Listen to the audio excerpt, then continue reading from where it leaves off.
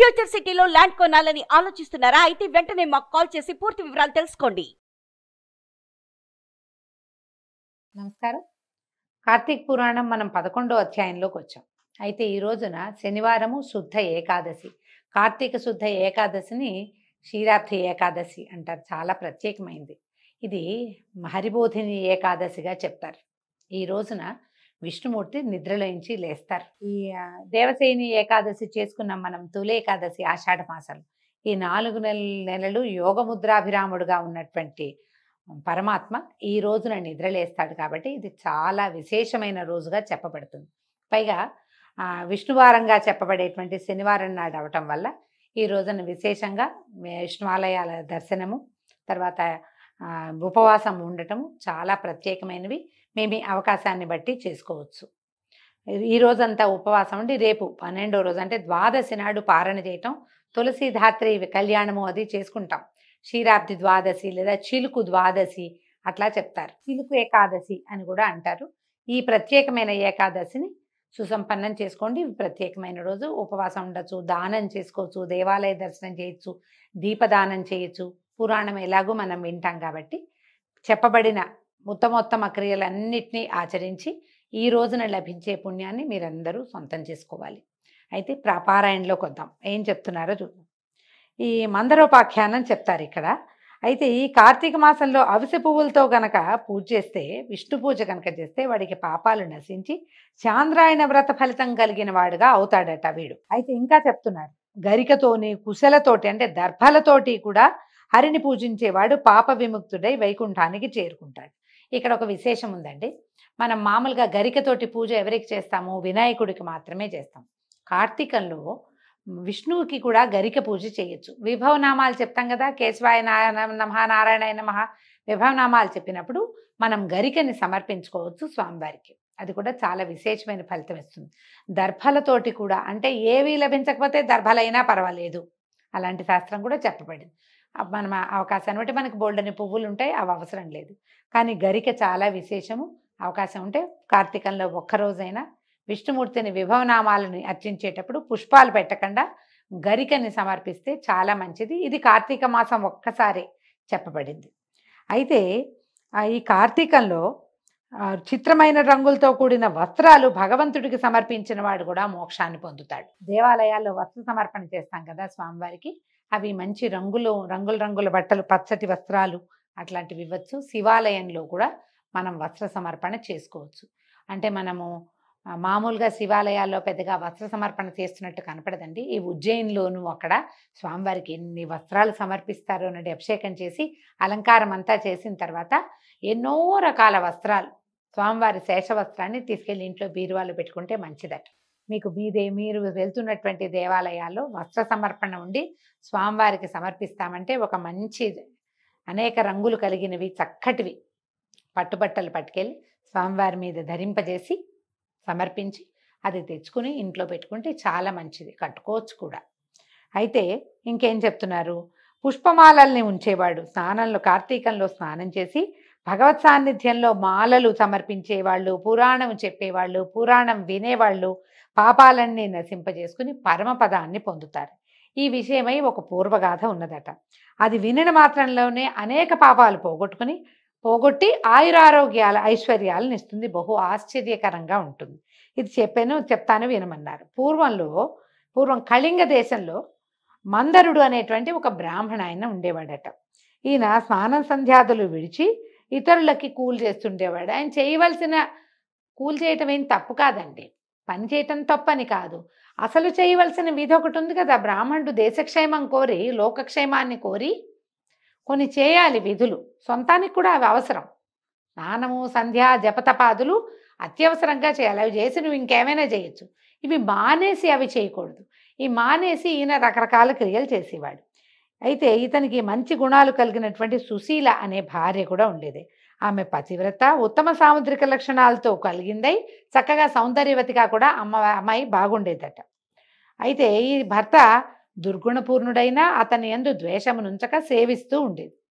తర్వాత ఈయన ఏమనుకున్నాడు, ఈ కూలి పనులు వీటన్నిటికీ బాగా డబ్బులు రావట్లేదని ఒక కత్తి పట్టుకుని వెళ్ళి అరణ్య మార్గంలో కనిపెట్టుకుని ఉండి ఆ దారిలో నడిచే వాళ్ళని కత్తితో బెదిరించో, అవసరమైతే ఓ 2 దెబ్బలు కొట్టో వాళ్ళ ధనాన్ని అపహరించి ఇంటికి తెచ్చిచ్చేవాడు. ఇట్లా వాళ్ళ కాలం కొంత గడిచింది. ఇట్లా చౌర్యంతో సంపాదించిన వస్తువుల్ని ఏం చేసేవాడు, వేరే ప్రాంతాలకు తీసుకుపోయి అమ్మేసి డబ్బులు తీసుకొచ్చేసి ఆ డబ్బుతో కుటుంబాన్ని పోషించుకునేవాడు. అయితే ఈ బ్రాహ్మణుడు చౌర్యం కోసం మార్గంలో కనిపెట్టుకుని ఉండి, ఆ మార్గంలో వస్తున్నటువంటి ఆ దారిలో కనిపెట్టుకుని ఉన్నాడు. ఒక బ్రాహ్మణ ఆయన ఎవరో ఇంకో పెద్ద ఆయన అతన్ని తీసుకొచ్చాడు, పట్టుకున్నాడు. పట్టుకుని ఏం చేశాడు, ఓ చెట్టు కట్టేశాడట. మర్రి చెట్టు కట్టేసి ఆయన దెబ్బంతా లాక్కున్నాడు. ఇంతలో ఏమైంది, ఒక కిరాతుడు వచ్చాడు ఆ ప్రాంతానికి. ఈ బ్రాహ్మణుడు ఈ ఊర్లో ఉండేవాడైన వాడికే ఒక క్రూర కర్మ చేద్దామన్న ఉద్దేశం ఉంది. కిరాతుడు అంటే సహజంగానే క్రూర కర్మలు చేస్తాడు. వాడికి ఎవరైనా లెక్కలేదు. వాడేం చేశాడు, ఈ కట్టేసున్న బ్రాహ్మణ్ణి కట్టిన బ్రాహ్మణుణ్ణి ఇద్దరిని సంహరించాడు. సంహరించి ఈ వీళ్ళ దగ్గర ఉన్నటువంటి సొమ్ము, ఆయన సొమ్ము ఈయన దొంగిలించాడు. కట్టేసిన ఆయన దగ్గర నుంచి, కట్టబడిన ఆయన దగ్గర నుంచి కట్టేసిన వాడు కొంత సొమ్ము అపహరిస్తే ఆ సొమ్ముని ఈ కిరాతుడు అపహరించాడు. తర్వాత ఏమైంది, ఆ పక్కనే ఒక గుహలో వీడు భోజనం చేద్దాం అనుకున్నాడు. ఏదో తెచ్చుకున్నాడు తిండి. అది తినడం కోసం ఒక అడుగు పక్కకేసి ఆ గుహలో కూర్చున్నాడు. ఆ గుహ లోపల ఏ మధ్యాహ్నమో వెళ్ళి విశ్రాంతిగా పడుకున్నది చల్లదనానికి ఒక పులి. ఈ మనుష్యుడి వాసన కొట్టి అదేం చేసింది, బయటకు వచ్చి కూర్చుని శుభ్రంగా అన్నం తింటున్నటువంటి కిరాతుడిని కొట్టిందట. కొట్టేసరికి పంజా వేసి కొట్టింది. కిరాతుడు కూడా దెబ్బతిన్నాడు. కానీ వాడు ఇలాంటి వాటికి అలవాటు పడి ఉన్నవాడు. చటుక్కుని ఏం చేశాడు, పక్కనే పెట్టుకున్న కత్తి బాణము అవి ఇవి ఉన్నాయి, కత్తి పెట్టి పులిని కొట్టాడు. కొట్టేసరికల్లా ఒక పులి దెబ్బకి కిరాతుడు, కిరాతుడి దెబ్బకి పులి, ఇద్దరు మరణించారు. ఇక్కడ ఏమైంది, బయట ఈ గుహ పక్కనే ఇద్దరు బ్రాహ్మణులు, గుహ మొదటి గుమ్మంలోనే పులి కిరాతుడు ఒకేసారి మరణించారు. యమలోకానికి వచ్చారు. యమలోకంలో కాలసూత్రం అనే ఒక నరకంలో పడేశారట. పడేస్తే ఈ నలుగురిని, అంటే 4 జీవాత్మలు, అదే నలుగురి యొక్క యాతనా శరీరాలని యమభట్లు ఏం చేశారట, పురుగులు, అమేధ్యం అంటే బురద, అంటే దుర్గంధపు ఇష్టమైన మలమూత్రాదులు లాంటివి అన్నమాట, వాటితో కూడినటువంటి భయంకరమైన చీకటిలో, తప్త రక్త కూపంలోను బాగా కాలుతున్నటువంటి నెత్తుట్లో కూడా పడేశారట. అయితే ఏమైంది, పాపం ఈయన భార్య ఉంది కదా సుశీలని, మొట్టమొదటి బ్రాహ్మణుడి భార్య, కథలో మొదటి వాడి భార్య మందరుడు అనేవాడు, వాడి భార్య ఇంకా భర్త వస్తాడని ఆయన కోసం రోజు కాస్త అంత అన్నం వండుకుని చూసి, అతను రాకపోతే సాయంకాలం తనే భుజించి నిరంతరము భర్తను గురించే ఆలోచిస్తూ పాపం అలా వెయిట్ చేస్తూ ఉంది కొంతకాలానికి. అయ్యేసరికల్లా ఏమైంది, ధ్యానించుకుంటూ ఉండేది. ఆ వాళ్ళ వాకిట్లోకి ఎవరైనా వస్తే తన దగ్గర ఉన్నదే ఏదో ఓ గుప్పెడు అన్నం పెట్టి వాళ్ళతో సత్కాలక్షేపం కూడా చేసేది. ఇది ఇలా ఉండగా దైవవశంతో ఒక యతీశ్వరుడు హరినామస్మరణ చేస్తూ, నాట్యం చేస్తూ, పులకాంకిత శరీరుడై హరినామామృతాన్ని పానం చేస్తూ, సమస్త వస్తువులందు హరినే దర్శిస్తూ ఆనంద బాష్పయుతుడై వీళ్ళ ఇంటికి వచ్చాడు. ఆయన పాటలు పాడుకుంటుంటే ఆయన సంతోషంగా ఉంది. చెట్టు పుట్ట అన్నిట్లలోనూ భగవంతుడే కనిపిస్తున్నాడు.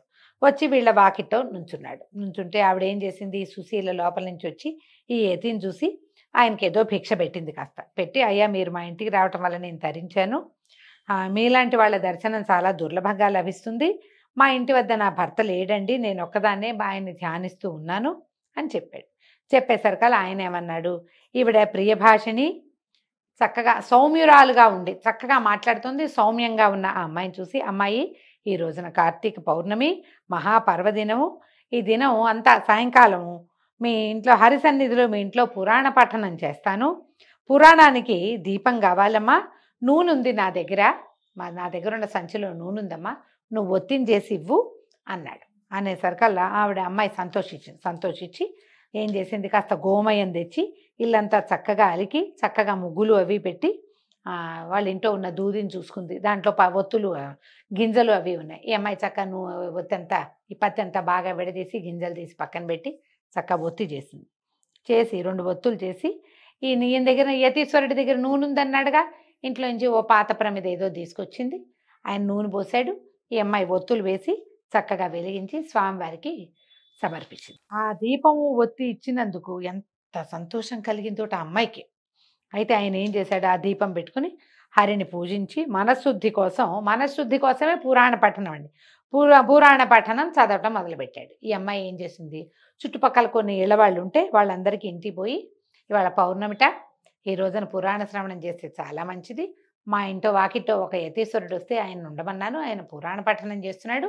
చాలామంది పిలుచుకొచ్చింది. అందరితో పాటు తను కూడా కూర్చుని శ్రద్ధగా పురాణం విన్నది. ఈ తర్వాత ఆయన తెల్లవారేసరికి యతీశ్వరుడు ఆయన దారిని ఆయన వెళ్ళిపోయాడు.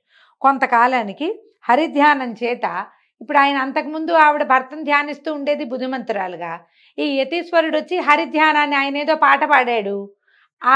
మనం చూడండి, ఎవరైనా ఒక పాట పాడారనుకోండి, మర్నాడు మూడో రోజు ఆ పాట మన వెనకాల పడుతుంది. మనం కూడా అదే పాడుకుంటూ ఉంటాం. ఈ అమ్మాయి అట్లాగా ఆయన ఏ హరినామ ధ్యానం చేశాడో ఆ ధ్యానం ఈ అమ్మాయికి అంటుకుని క్రమంగా ఎంతసేపు అదే పాడుకుంటూ ఉండేది. కొన్నాళ్ళకి మృతి చెందింది, మరణించిందట. అప్పుడు ఏమైందట, శంఖ చక్రాంకితులు, చతుర్బాహులు, పద్మాక్షులు, పీతాంబరధారులు అయినటువంటి విష్ణుదేవతలు దేవతల తోటలో ఉన్నటువంటి పుష్పాలతోటి, ముత్యాలతోటి, పగడాలతోటి రచింపబడిన మాలికలతోటి, వస్త్రాలతోటి, ఆభరణాలతోటి అలంకరింపబడినటువంటి విమానాలు తీసుకొచ్చి ఒక విమానాన్ని తెచ్చి సూర్యుని వలె ప్రకాశించేటువంటి ఆ విమానంలో ఆమెను ఎక్కించి జయ జయధ్వానాలు చేస్తూ కరతాళ ధ్వనులు చేస్తూ అనేక మంది వెంటరాగా వైకుంఠానికి తీసుకుపోయారు. ఆమె ఇట్లా వైకుంఠానికి వెళ్తుంటే మార్గ మధ్యంలో ఆమె నరకాన్ని చూసేసరికల్లా ఆశ్చర్యపోయింది. అయ్యా ఒక్క నిమిషం విష్ణుదూతలారా ఉండండి నాయన అని చెప్పి ఈ నరకకూపంలో చూస్తే ఆ నరకూపంలో ఈమెకి దైవవశాత్తు ఆమె భర్త ఇంకో ముగ్గురితో కలిసి అక్కడ కనపడేసరికల్లా అయ్యో ఈ నరకూపంలో నా భర్త ఎందుకున్నాడు, ఆ విషయం ఏమిటో చెప్పండి అని బతిమలాడింది. అప్పుడు విష్ణుదూతలు ఇట్లా చెప్పారట, అమ్మా వీడు నీ భర్త ఏమో, ఇతడు కూలి చేసి తర్వాత దొంగతనం చేసి పరధనాపరణ చేసి వేదోక్తమైన ఆచారాన్ని వదిలి దుర్మార్గులతో చేరాడు, అందువల్లనే వీడు నరకంలో ఉన్నాడమ్మా అన్నాడు. ఈ రెండో బ్రాహ్మణుడైతే ఎవరైతే ఉన్నాడో అతను మిత్రద్రోహి, పరమపాతకుడు. బాల్యం నుంచి మిత్రుడిగా ఉన్నటువంటి ఒక యువకుడిని సంహరించి వాడి ధనాన్ని అపహరించి తన ఊరెళ్తుంటే నీ భర్త వీడిని కట్టేసి వాడి ధనాన్ని అపహరించాడు. ఇంతలో ఏమైంది, ఈ కిరాతుడి చేతిలో చంపబడ్డారు ఇద్దరు. పాపాత్ముడు గనక వాడు కూడా నరకంలోనే పడ్డాడు. ఇక మూడో వాడు ఉన్నాడే, వాడు కిరాతుడు. వాడేం చేశాడు, ఈ ఇద్దరు బ్రాహ్మణుల్ని సంహరించాడు. అందుకని వీడు కూడా నరకంలో ఉన్నాడు.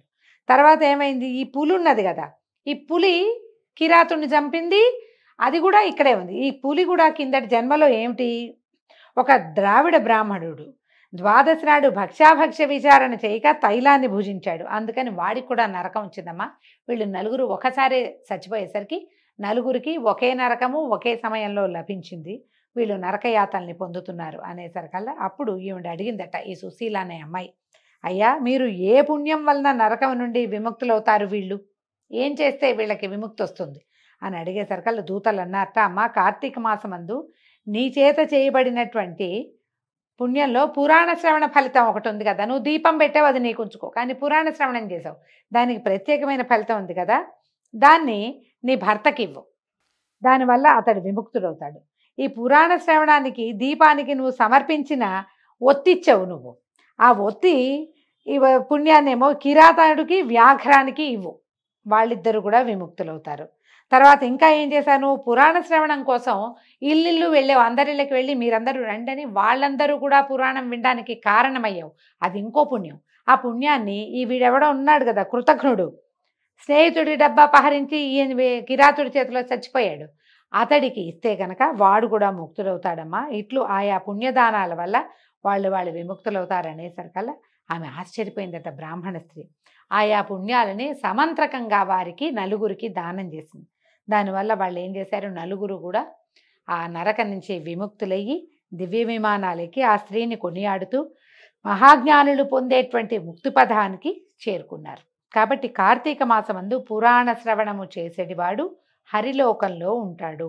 ఈ చరిత్రను ఏ చరిత్ర పురాణ శ్రవణం వల్ల ఇలాంటి ఫలితం లభిస్తోంది అని చెప్పబడినటువంటి ఈ చరిత్రను విన్నవాళ్ళు మనోవాకాయముల చేత సంపాదించబడినటువంటి పాపాన్ని నశింపజేసుకుని మోక్షాన్ని పొందుతారని 11వ అధ్యాయంలో స్పష్టంగా చెప్పబడింది. పురాణ శ్రవణం చేయండి. ఎవరైనా పురాణ శ్రవణాన్ని గురించి తెలియని వాళ్ళకి తెలియజేయండి. పురాణ శ్రవణం చేసే వాళ్ళని విమర్శించకండి. దీంతో ఈరోజు పారాయణ పూర్తయిందండి. రేపు ఉదయం 12వ రోజు పారాయణలో మళ్ళీ కలుసుకుందాము. నమస్కారం.